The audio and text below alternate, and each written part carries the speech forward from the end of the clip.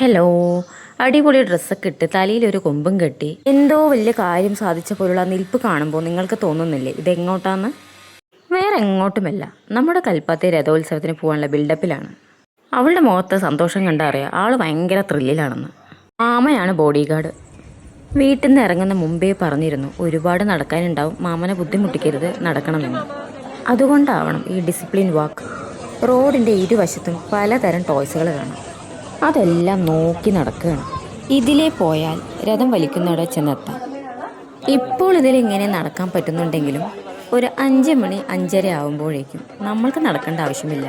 ഒന്ന് നിന്ന് കൊടുത്താൽ മതി, താനെ എത്തേണ്ടവിടെ എത്തിക്കോളും. അത്രമാത്രം തിരക്കായിരിക്കും. അങ്ങനെ നടന്ന് രഥം വലിക്കുന്നവിടെ എത്തിയിട്ടുണ്ട്. എൻ്റെ വാക്കുട്ടിനെ ഫുട്ബോൾ തട്ടുന്ന പോലെ തട്ടിയിട്ടാണ് എല്ലാവരുടെയും നടത്തം. ഇവിടെ മുതിർന്നവർ, വയസ്സായവർ, കുട്ടികൾ എന്നൊന്നുമില്ല. നമ്മളെ സൂക്ഷിക്കേണ്ടത് നമ്മൾ തന്നെയാണ്.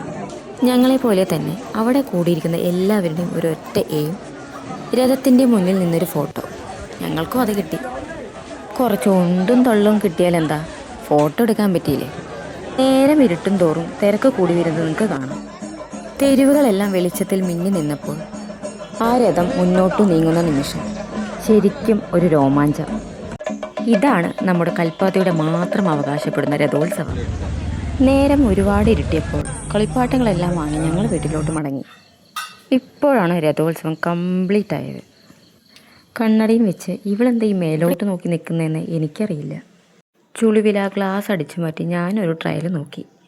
എൻ്റെ ടൊട്ടുവിൻ്റെ മനസ്സിൽ ഇതെന്താ ഈ കുരുപ്പ് കാണിക്കണേ എന്നാവും. അവൻ്റെ ഫേസിൽ അധികം എക്സ്പ്രഷനൊന്നും കാണാണ്ടായപ്പോൾ ലൈറ്റ് അണച്ച് നോക്കാമെന്ന് വിചാരിച്ചു. എൻ്റെ ടൊട്ടു രഥോത്സവത്തിന് പോയില്ലെങ്കിൽ എന്താ, ആ ഒരു ഫീല് കിട്ടിയില്ലേ? അങ്ങനെ ഞങ്ങളുടെ രഥോത്സവം ഇതോടെ അവസാനിക്കുന്നു.